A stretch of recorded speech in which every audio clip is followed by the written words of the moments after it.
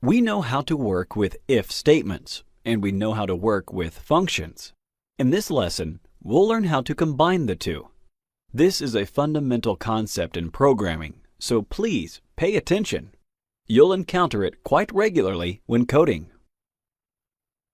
Johnny's mom told him that, by the end of the week, if he has saved at least $100, she would give him an extra $10.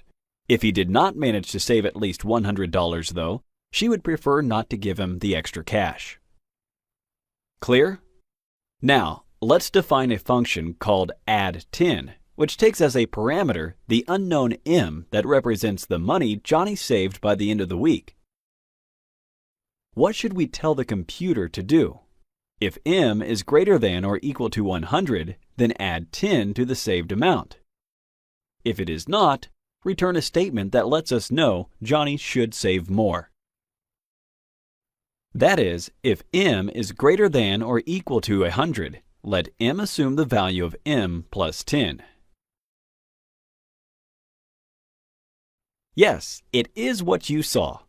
We have m on both sides of the equation, and that is perfectly fine. As a matter of fact, it is not an equation. Remember that the equality sign stands for assigning the expression on the right side to what is written on the left side. Let's complete the if part with return m. To sum up, logically, we mention m as a parameter. Then, we substitute its value with a greater value than m with 10. At the end, we say, from now on, return a value equal to the new m. Finally, in all other cases, for instance, save more. Johnny should learn it is a good habit to have some cash on the side, right? Let's see if our intuition was correct.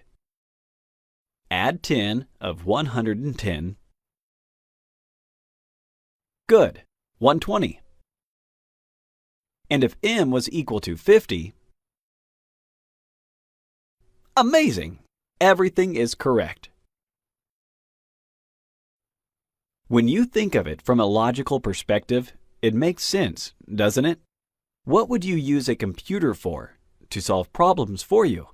And it can do that through functions.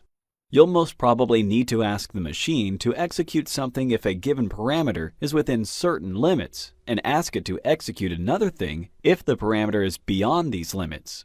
Therefore, combining your knowledge about conditionals and functions in Python comes right on the money. Great! Just keep the pace for our next video. Thank you for watching.